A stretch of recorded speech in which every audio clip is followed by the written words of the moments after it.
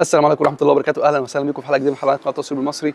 معاكم احمد فتحي. حلقتنا النهارده متعمده ان هي تعمل اوت دور، عشان المنتج اللي معانا النهارده معظم استعماله بيكون اوت دور. المنتج اللي معانا النهارده منتج من شركه محترمه جدا في مجال صناعه الصوت. طبعا اكيد انتوا عارفين بتكلم عن شركه ايه، ان انا بتكلم المايك بتاعهم دلوقتي، وهي شركه بويا. واللي بعت لنا المنتج ده هو الوكيل الوحيد لشركه بويا في مصر، وهو فوتو اكسبريس. الحلقه دي سبونسرد باي بويا وفوتو اكسبريس. المنتج اللي معانا النهارده هو مايك بويا لينك. مايك اللي لسه نازل عندنا السوق المصري جديد، ولسه مش لاقي عند اي حد في المحلات، او لسه ما تعرفش على اي مواقع. مايك لسه طازه من الصين علينا على طول، لسه ما نزلش في المحلات ولسه ما نزلش على المواقع. لسه المنتج جديد جدا، او جديد كليا من الشركه اصلا، لسه متصنع جديد. فيلا بينا نصلي على النبي الاول ونروح نشوف المايك بتاعنا النهارده ايه محتويات علبته، وايه تجربه الاداء بتاعته وسهوله استخدامه. يلا بينا. طبعا زي ما قلنا المنتج اللي معانا النهارده هو منتج من شركه بويا، شركه رائده لصناعه المايكات او مجالات الصوت، وهو بويا لينك. المنتج ده او المايك ده موجه او معمول بنسبه كبيره عشان الناس اللي بتشتغل بتصور بموبايلاتها بشكل اكبر. طبعا المنتج ده الجميل قوي فيه انه بيشتغل على معظم هو كل الاجهزه. بيشتغل على موبايلك ايا كان نوع ايه، اندرويد او ايفون، حتى لو بيو اس بي تايب سي، حتى لو بمدخل سماعه 3.5 او مدخل اللي هو 3.5 بتاع المايك اللي في الموبايل ده عادي. وبيشتغل على كاميرا، بيشتغل على الكمبيوتر، على اللابتوب، على اي جهاز ممكن تشتغل فيه بمايك. المايك ده سداد. طبعا مستغرب؟ هوريك كل قطعه فيه، وهوريك بقى الحاجات الجامده قوي فيه اللي بتخليه يشتغل على كل الاجهزه دي. المايك ده حرفيا غير مسبوق، يعني انت ما شفتش زيه قبل كده. طبعا زي عادتنا بنشوف العلبه من بره الاول، نتكلم عليها شويه. طبعا العلبه بتجيلنا متبرشمه زي ما انتم شايفين كده، وبتجيلنا عليها ستيكر الوكيل اللي هو فوتو اكسبريس، وعليها ضمان سنتين 2 years warranty. اكيد شايفينها دي العلبه او الحاجات اللي بتكون تضمن لك ان هي من الوكيل ومقفوله ومتبرشمه، مفيش حد فتحها قبلك. طبعا الحاجات اللي مكتوبه على العلبه واللي هي من اميز الحاجات اللي في المايك ده، اولا ان المايك ده بيدعم معاك لحد 100 متر بينك وبين الريسيفر. طبعا في محتوانا ما بنحتاجش ال 100 متر، بس ده بيديك اريحيه ان انت تتحرك وانت بتتكلم 5 متر 10 متر، تبعد عن الكاميرا، مفيش سلك، تتكلم زي ما انت عايز. تاني حاجه انه في نويز كانسليشن او عزل للضوضاء. وبالمناسبه اللي انا مش مشغله دلوقتي عمدا عشان اشوف حتى لو انا مش مشغل عزل الضوضاء هيعمل معايا ايه، وحواليا شويه هواء وحواليا شويه دوشه وصوت الشارع العادي يعتبر. طبعا المايك ده فيه مونو واستديو، لو انت عايز تشتغل مونو، عايز تشتغل استديو. طبعا الناس اللي بتستعمل الصوت او المايكات فاهمه الفرق بين المونو والاستديو. وبيشحن بيو اس بي تايب سي طبعا عشان الشحن السريع او يشحن بسرعه. نيجي بقى للحاجات الجامده، وبنفتح العلبه مع بعض ونشوف ايه اللي جوه العلبه. طبعا تغليف بويا المميز، اول ما تفتح العلبه بتاعت بويا تلاقي كل حاجه في مكانها، كل حاجه معروف هي فين، مفيش حاجه سايحه على بعضها. بيجي لنا المايك ده جوه العلبه في علبتين كمان، علبه فيها المايك وعلبه ثانيه فيها الاكسسوارز او الحاجات اللي بتيجي مع المايك. الاكسسوارز تيجي مع المايك ده ايه؟ بيجي مع المايك ده كيس زي ما ابويا معودانا على اي مايك بيجي معاها، ان بيجي معاه الجراب بتاعه او الكفر بتاعه عشان نحفظ فيه المايك من الخرابيش والخدوش والكلام ده. وبيجي معانا وصله تايب سي، وصله واحده يا احمد. هو المايك ده مش 2 مايك وريسيفر هنشحنه بوصله واحده بس؟ هقول لك ازاي. بيجي بقى في علبه المايك لما نيجي نفتحها بنلاقي ان المايك بيجي في علبه اصلا بيتشحن من خلالها. يعني المايك ما بيجيش منفرد او كل قطعه لوحدها، لا هم بيجوا هم الثلاثه في علبه واحده. العلبه دي هي يعتبر بمثابه باور بانك ليه او الشاحن بتاعه. اشحن الثلاث قطع مره واحده عن طريق العلبه دي، بوصلها بالتايب سي وبيتشحنوا مع بعض كلهم مع بعض مره واحده. طبعا بطاريه المايك ده بتقعد معانا لحد 6 ساعات، 6 ساعات استعمال مستمر للمايك ده. ولما بتخلص استعماله عموما بتحطه في الكيس واوتوماتيك هو بيشحن، عشان لما تطلعه تاني تلاقيه مشحون وتستعمله.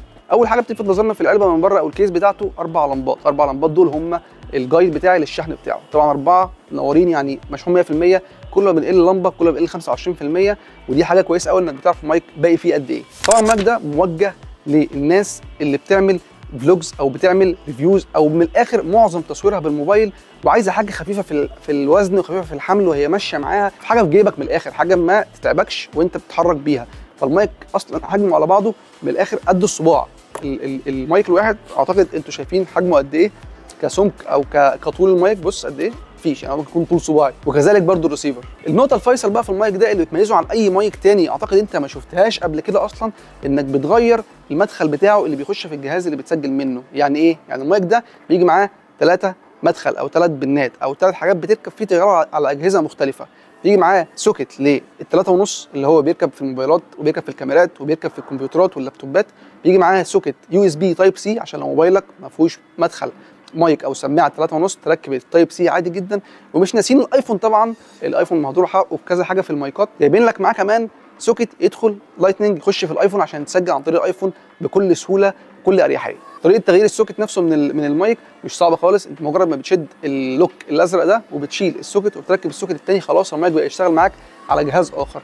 حاليا انا مركبه على الكاميرا وبسجل لكم منه، طبعا نزل جوده الصوت فاكيد انتوا سامعيني منه دلوقتي والحكم ليكم. انا مش سامع صوت المايك دلوقتي وانا بسجل لكم، طبعا سايب الحكم ليكم وسايب اما اسمعه وانا بمنتج، ومش هعدل عليه في اي حاجه في المونتاج ولا احط له اي افكتس، صوت زي ما هو خارج منه. بيجي معانا في العلبه 2 مايك، 1 ريسيفر، بيجي معانا 2 ديد كات. ديد كات طبعا دي عشان عزل الضوضاء، بتركب على المايك بطريقه معينه كده زي قلاووز شويه عشان ما تقعش، دي حاجه عشان لو في هواء وفي شويه دوشه حواليك الى حد ما بيقلل صوت الرياح او الهواء او الدوشه اللي حواليك، حاجات بسيطه. طبعا المايك ده نظرا لصغر حجمه عشان هو موجه لناس اصلا بتتحرك كتير وبتحط في جيبك يعتبر، فالمايك ما فيهوش شاشه، بس في جايد بالنسبه لك، هو لمبه او LED دي بتنور بكذا لون عشان تعرفك الحاله اللي فيها المايك. يعني بتنور معانا ازرق واحمر واخضر، كل لون من دول ليه جايد معين. يعني لو هي بتنور ازرق بلينكينج او بتقعد ترعش بازرق او بتنور وتطفي ازرق كده محتاج يعمل كونكت. لو الازرق ده بقى ثابت فهو المايك عمل كونكشن بين الريسيفر والمايك. لو البطاريه ضعيفه يعمل لك احمر بلينكينج، يقعد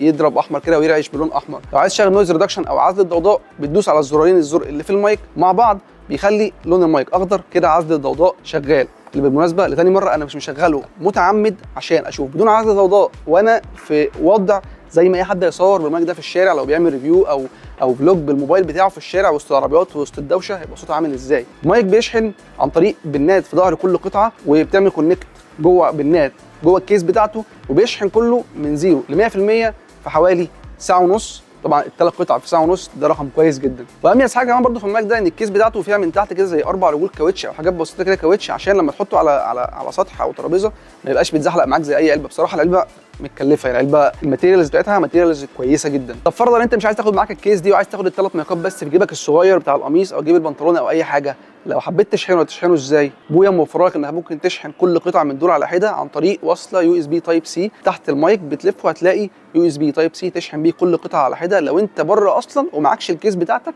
او مش حابب تاخدها. وده مدخل التايب سي اللي في الكيس اللي نشحن منه المايك اللي هو بيشحن خلال ساعه ونص من 0 ل 100%. والزرار بتاع الكيس ده، الزرار ده بتدوس عليه بيظهر لك معاك البطاريه فيها قد ايه، وفي نفس الوقت هو لوك للكفر بتاع الكيس ده عشان لما تدوس عليه تفتح الكيس كده. طبعا كل حاجه في الكيس ماجنتيك، يعني لو شلت اي حاجه وحطيتها ترجع تاني تلزق في مكانها ماجنتيك. ما بتتعبنيش بقى ان انا احطها في مكانها واخاف تقع، لا كله ماجنتيك برضو. بويا ما بتهزرش يا جماعه. رايي المايك ده موجه لمين؟ طبعا انت لو صانع محتوى بكاميرا وموبايل باي حاجه المايك ده موجه ليك، بس انا شايفه موجه اكتر لواحد بيصور فلوجز او بيصور ريفيوز. الناس بتصور ريفيوز للمطاعم، بتصور ريفيوز لاماكن في الشارع، حاجه في جيبك. معاك 2 مايك لو بتتكلم مع حد، وهنجرب صوته مع حد برضو عشان نشوف بيعمل ايه، تتكلم مع حد في دوشه او حاجه زي كده. ومعاك الريسيفر وكل حاجه في العلبه هنا، معاك ايفون، معاك اندرويد، معاك كاميرا، اي حاجه كله هنا. اعتقد ان انت يعني دي مش هتحتاج عليها اي حاجه ثانيه. ممكن تشحنها كمان خلال باور بانك، ممكن تشحن كل قطعه لوحدها على حده لو مش معاك الكيس. فالمايك ده موجه جامد قوي للكونتنت كريتورز خصوصا اللي بيشتغلوا بالموبايلات. وانا اعتقد ان المايك ده بصراحه طفره، ان يكون مايك شغال على كل حاجه كده ومن غير سلك، مفيش سلك، الموضوع كله الريسيفر نفسه بيركب في القطعه وخلاص بس كده. دلوقتي هنروح نجرب القطعتين مع بعض او بنتكلم مع حد ونشوف صوت القطعتين مع بعض في هواء او في جو زي اللي هتصور فيه في الشارع عامل ازاي، ونشوف الصوت مع بعض. طبعا التقييم في الاخر ليكم. طبعا جبنا عمرو اللي بنجرب معاه الحاجات الجديده واللي بيطلع معانا في معظم الحلقات، ركبنا له القطعه الثانيه اللي هي المايك البويا لينك. دلوقتي في قطعه عنده، قطعه عندي، والريسيفر راكب في الكاميرا دلوقتي.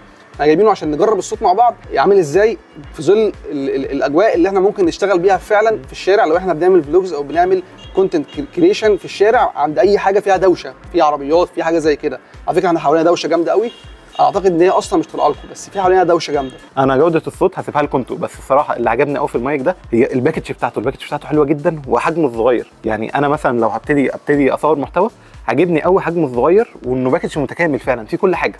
لا وسهل، انت بتحطه في التليفون خلاص انت كده وصلت المايك. احنا ما خدناش اصلا 30 ثانيه بين تخريج المايك والريسيفر من الكيس وركبناه عندك وعندي، وفي الكاميرا ما خدناش 30 ثانيه. الموضوع اصلا ما فيهوش اي حاجه، انت بتشغل الثلاث قطع وبتركب خلاص كده. انت شغلت الثلاث قطع عملت كونكت اوتوماتيك، هم بيعملوا كونكت اوتوماتيك بدون تدخل منك انت اصلا. دلوقتي بقى انا هحط المايك في موبايل عشان ناخد وضع كاننا بنصور فعلا بالتليفون في الشارع ونشوف صوت برده عامل ازاي. وهنا ركبت المايك البويا لينك على الموبايل بتاعي ايفون. طبعا المتاح بالنسبه لي هو الموبايل الايفون والكاميرا.